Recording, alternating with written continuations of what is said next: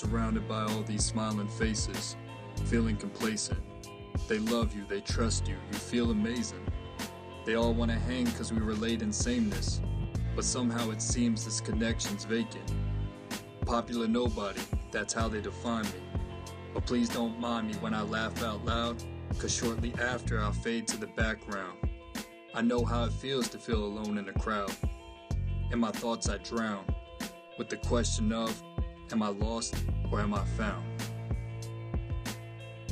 The term popular nobody is kind of derived from the idea that you get along with a lot of people, you have a lot of friendships, but they're not really beyond the surface. You don't really truly connect with everyone. Me being a very diverse person, I'm able to get along with all different types of people, but having that true connection is what's often missing. Growing up, my mom moved me and my brothers around constantly. We were changing states, schools all the time. So we were always the new kids. We had to learn to adapt. Oftentimes I grew up where I was the minority in certain areas. So I had to go against that. I had to learn how to fit in. That's how I became so diverse with different groups of people. Music in general has always been in my blood, specifically hip hop. Like I said, the certain communities I grew up in, certain areas, that was the main art form. We'd be at lunchtime, just at the lunch table, everybody around me would just be rapping, freestyling, battling even.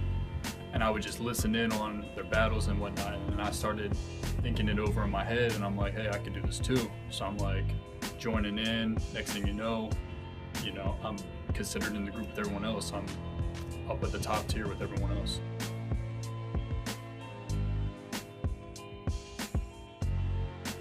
Basically, what happens in a battle is generally it's a freestyle against two different people using words as punches, using wordplay, using just anything off the top of your head, or a lot of times people will write some things, have certain ammunition, if you will, for certain battles. You kind of use a mixture of both. You take some written and then you add it into something specific for each individual person, so you can go off the top and be creative with it.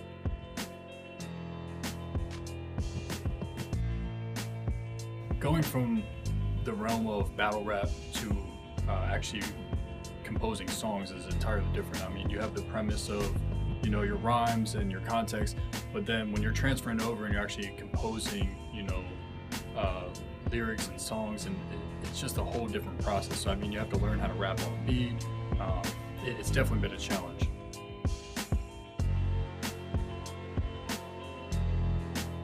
We actually were, me and an old colleague of mine, we tried to get back into it last year. We had a whole event set up. We had to unfortunately postpone that, but it's definitely something I have a desire to do. I definitely want to make more records, but I'm not opposed at all to hopping back in.